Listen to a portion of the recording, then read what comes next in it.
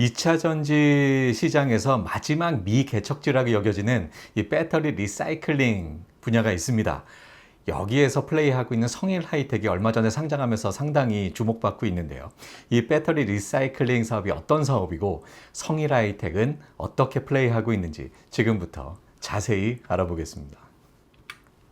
네, 성일 하이텍의 주가 변동 체크 포인트부터 짚어볼까요? 현재 주가가 적절했는가는 일단 공모가부터 좀 검토해 볼 필요가 있을 것 같습니다. 그래서 이 공모가가 적절했는가를 검토를 해보고요.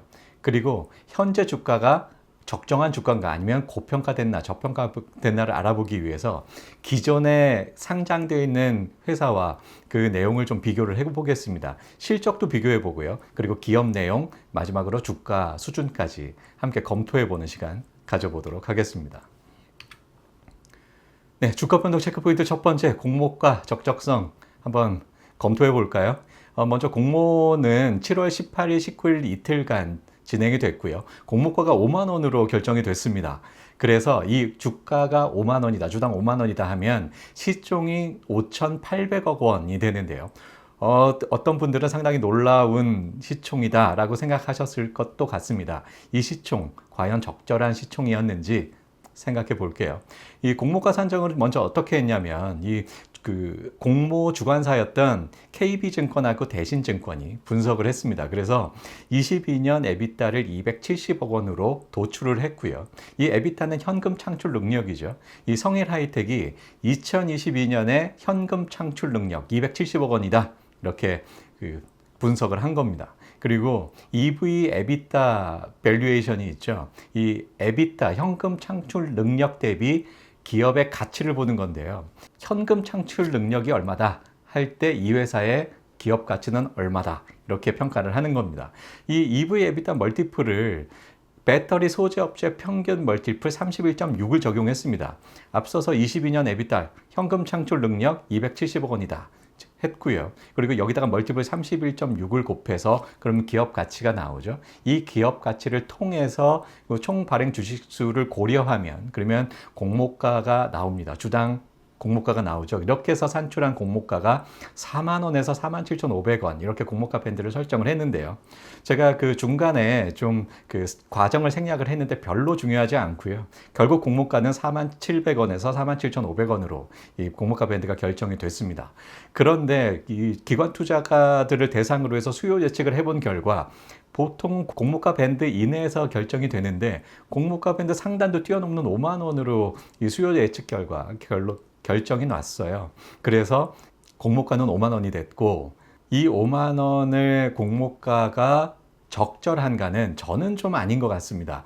왜냐하면 문제는 바로 이 EV 에비타 멀티플 31.6을 적용을 한 거로 전 보는데요.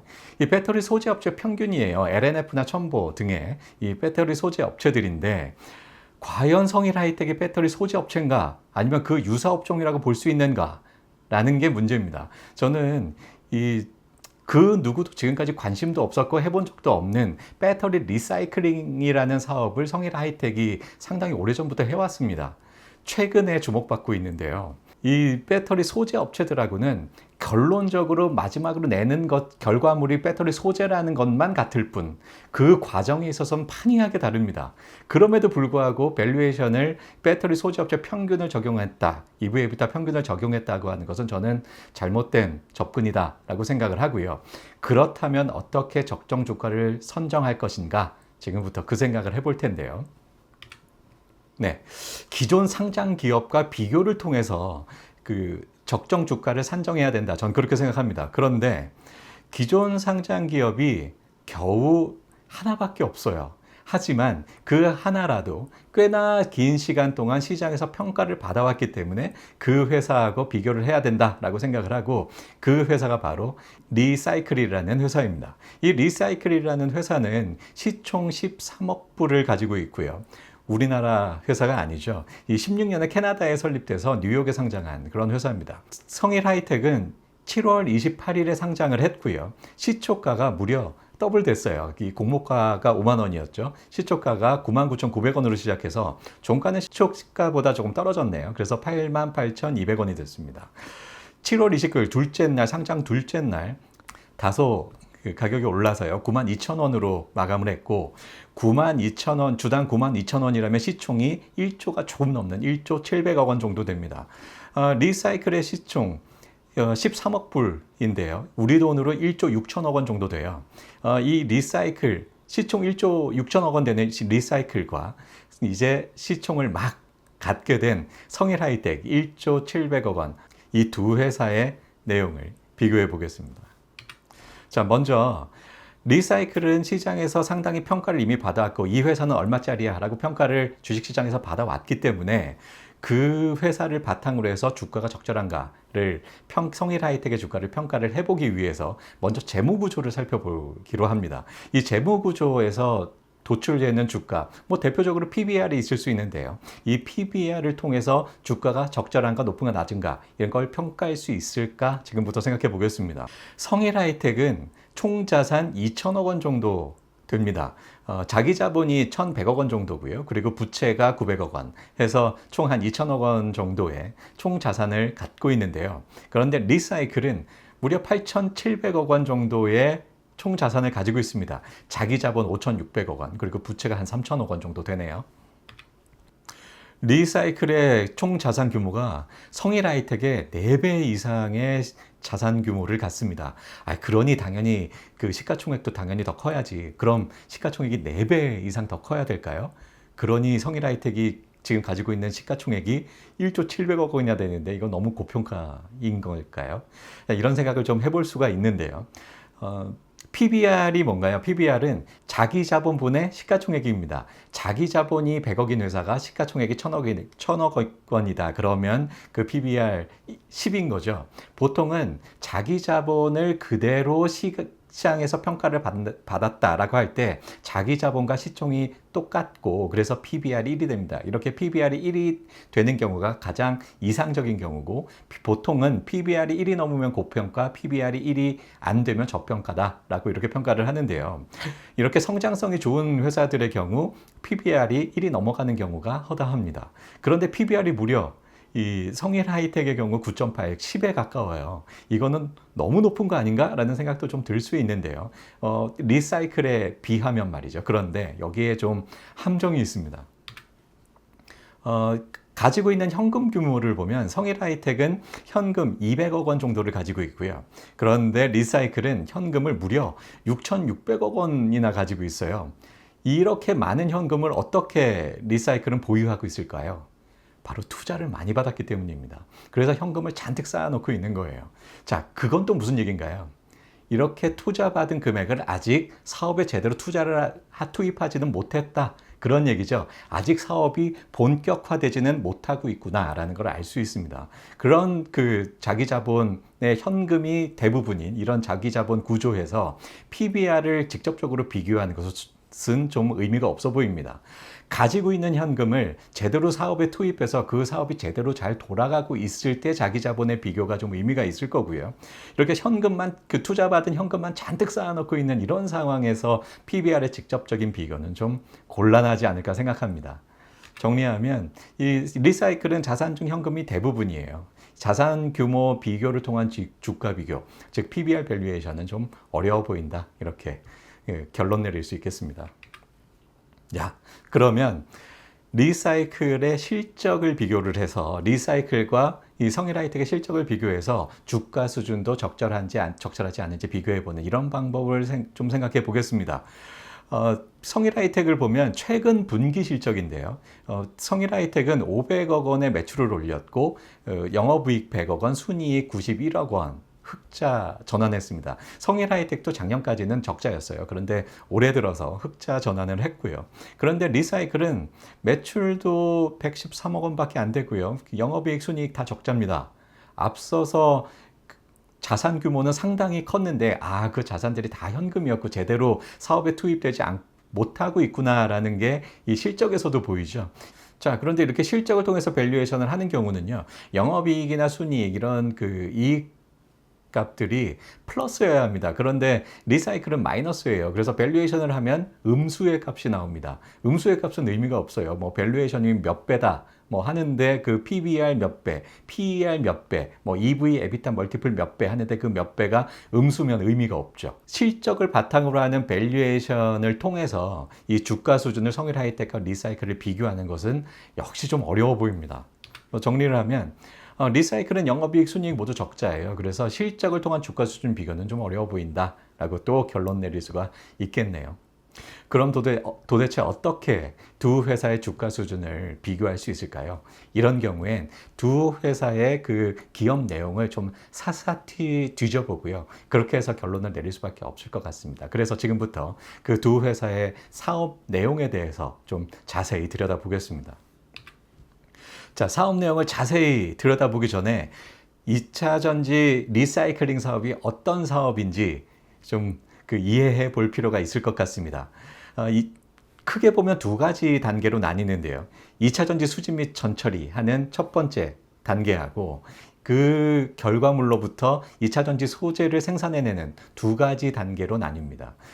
성일 하이텍의 경우 2차 전지 수집 및 전처리하는 과정을 리사이클링 파크라는 그 명칭을 쓰고요. 그리고 리사이클의 경우 스포크라고 부릅니다. 그리고 2차 전지 소재 생산하는 그 공장을 성일 하이텍의 경우 하이드로 센터라고 부르고요. 리사이클의 경우 허브라고 부릅니다. 먼저 2차 전지 수집 전처리의 그 과정은 먼저 폐 2차 전지를 수집해요. 뭐 폐 배터리를 그대로 받아오기도 하고요. 뭐 전기차에서 배터리를 뜯어내기도 하고요. 뭐 ESS에서도 배터리를 뭐 수집하기도 합니다. 이렇게 해서 수집된 폐 2차 전지를 먼저 방전을 시켜요. 약간 좀 배터리가 남아있을 거잖아요. 방전시키고 해체하고 파쇄하고 이런 과정을 거칩니다. 그래서 나오는 결과물이 성일 하이텍의 경우 배터리 파우더 고요. 리사이클의 경우 블랙매스라고 부릅니다.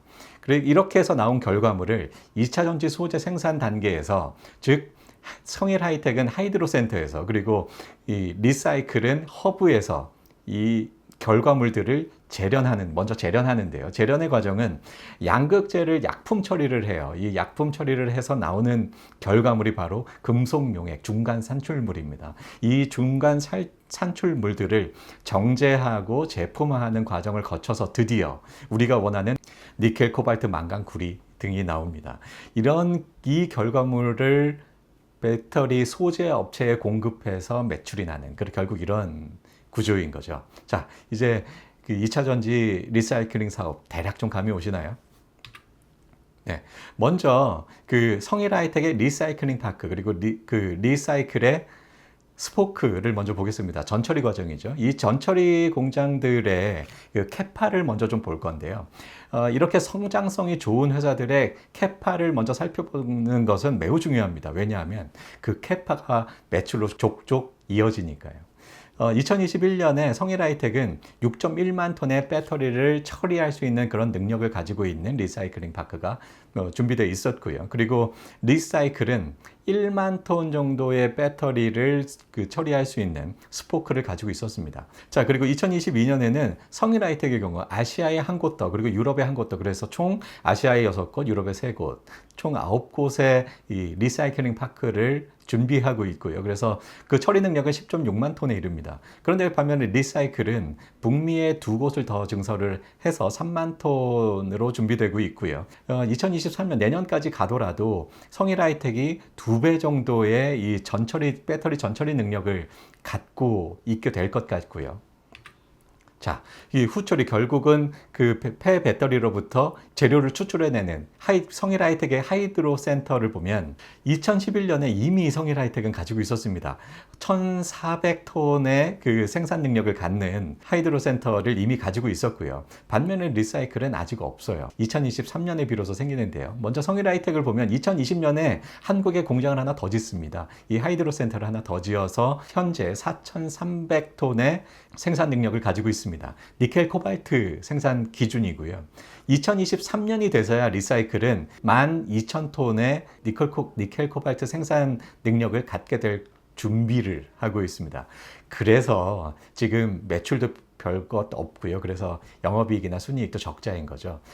리사이클의 지금 매출은요, 그 블랙매스밖에 없어요. 그런데 그 블랙매스는 전처리의 결과물인데 이 블랙매스는 별로 부가가치가 그리 높지 못합니다. 이게 물리적으로 파쇄한 결과물이고요. 그래서 여전히 이렇게 적자구나라는 걸 알 수 있고 2023년 이 리사이클의 허브가 준비가 돼야 비로소 그 적자를 벗어날 것 같습니다. 자, 그리고 성일하이텍은 2024년에 또 1만 톤을 추가를 해서요. 한국에 그 하이드로 센터를 하나 더 건립을 하고 1만 톤을 추가한 1.4만 톤의 이 생산 능력을 갖게 될 것 같습니다. 자, 그래서 이렇게 캐파 비교를 통한 밸류에이션이 유효해 보일 것 같습니다. 앞서서 여러 가지 검토를 해봤지만 다 유효하지 않고요. 사업이 매우 유망한 그런 사업에서 그런데 현재는 적자이거나 그 수익이 좀 미미한 그런 상황의 경우 캐파의 비교를 통해서 그 캐파를 얼마나 더 누가 더 가지고 있느냐에 따라서 밸류에이션도 그만큼의 차이를 갖는다라고 가정을 하면 유효한 경우가 많고요. 바로 이 배터리 관련 사업들이 꽤나 또 이렇게 접근하는 경우들이 있어서 이 성일하이텍도 리사이클의 이런 그 캐파를 비교를 통한 밸류에이션을 해보겠습니다. 네, 그 생산 캐파에 따른 기업 가치 평가를 해볼 거고요. 리사이클의 기업 가치는 이미 시장에서 평가를 해왔습니다. 상당 기간 동안 상장이 돼 있었으니까요. 그 기업 가치에 캐파 조금 전에 살펴봤습니다. 리사이클 1.2만 톤이고요. 성일하이텍의 경우 1.4만 톤입니다. 1.2만 톤분의 1.4만 톤에서 1.17배의 기업 가치를 성일하이텍에 갖는다라고 해서 성일하이텍의 기업 가치를 구합니다. 그런데 기업 가치가 그럼 어떻게 정의되는가를 좀 알아둘 필요가 있는데요. 기업 가치는요, 시가총액에 순차입금을 더해서 구합니다. 그런데 순차입금이란 이 차입금에서 현금을 뺀 거예요. 그런데 현금을 굉장히 많이 들고 있는 경우엔 순차입금이 아닌 순현금이 되죠. 이렇게 순현금인 경우에는 시가총액에서 순현금을 빼서 기업 가치가 됩니다. 거꾸로 생각하면 시가총액은 기업 가치에서 순차입금을 빼면 시가총액이 나오는 거죠. 자, 자세한 내용은 우리 주식 투자론에서 공부하기로 하고요. 여기서 이 정도로 정리를 하고 넘어갈게요. 자, 리사이클의 시가총액 1.6조다라고 앞서서 알아봤죠. 이 시가총액으로부터 기업 가치를 구하려고 하는데요. 앞서서 이 기업 가치 시가총액에다 순차입금 더하면 된다라고 말씀드렸죠. 그런데 순차입금이 아니라 앞서서 리사이클에 대해서 살펴봤듯이 현금 엄청나게 들고 있어서 순현금이 됩니다. 그래서 이 순현금은 시가총액에서 빼서 기업 가치를 구하고요. 순현금이 6천억 원 정도 됩니다. 따라서 기업 가치는 1.6조, 시가총액에서 6천억 원 순현금 뺀 1조가 기업 가치가 됩니다. 자, 이 기업 가치 1조로부터 생산 캐파의 비율로 기업 가치 성일하이텍의 기업 가치 구하기로 했죠. 1.17배를 곱한 기업 가치 1.17조가 도출이 되고요. 자, 이 기업 가치에서 순차입금을 빼면 시가총액이 됩니다. 시가총액에다 순차입금 넣으면 기업 가치잖아요. 그래서 기업 가치에서 순차입금 빼면 시가총액이 되는데요. 순차입금은 성일하이텍이 약 500억 원 가지고 있습니다. 그래서 시가총액은 기업 가치 1조 1,700억 원에서 이 500억 원을 뺀 1조 1,200억 원이 시가총액이라고 볼 수 있겠네요. 우리가 원하는 목표 시가총액, 성일하이텍의 목표 시가총액 구했습니다. 이 시가총액을 총 발행 주식수로 나누면 우리가 원하는 목표 주가 나오죠. 그래서 목표 주가는요, 총 발행 주식수 약 1,200만 주 정도 돼서 목표 주가 10만 원이 도출됩니다. 지금 주가하고 대략 좀 비슷한 수준이네요. 자, 이런 걸 볼 때 이미 시장에서도 성일하이텍의 시총은 한 1조 정도는 돼야 돼 라고 생각을 했던 것 같고요. 그렇게 평가를 했고요. 그래서 공모가는 5만 원이었지만 바로 시초가가 2배로 뛰어서 10만 원에서 시작이 됐고 지금 현재 목표 주가하고 비슷한 주가를 가지고 있습니다. 이렇게 봤더니 현재의 주가가 좀 이해가 되는 수준이고요. 공모가의 2배나 됐는데 이 주가 갑자기 빠지지 않을까? 우려하시는 분이 계실 것 같습니다. 당분간 이제 막 상장을 했기 때문에 주가의 변동성은 좀 있을 것 같기는 하나 10만 원이면 적정 주가다라고 평가하고요. 다만 그렇다면 이미 목표 주가에 거의 도달을 했는데 앞으로 그러면 주가 비전 없는 거 아니야? 이런 생각이 또 들 수 있는데요. 앞으로의 이 폐배터리 리사이클링 시장을 아주 좋아 보이는 전망은 고려하지 않았습니다. 그저 리사이클과 주가를 비교했을 뿐이죠. 이 리사이클도 앞으로 주가 전망이 상당히 좋은 것으로 평가하고 있는데요. 그렇다면 성일하이텍도 마찬가지입니다. 앞으로 이 시장성을 바라보고 투자를 해도 괜찮을 것 같다라는 생각이 들고요. 다만 이 목표 주가 10만 원은 리사이클과 비교했을 때 얼마의 주가가 적절할 것인가를 생각해 본 주가다. 이렇게 이해하시면 되겠습니다. 자, 이제 주가 좀 이해가 되실까요? 도움이 된다. 뭐 해야 되죠? 구독, 좋아요 부탁드리고요. 오늘은 여기까지 할게요.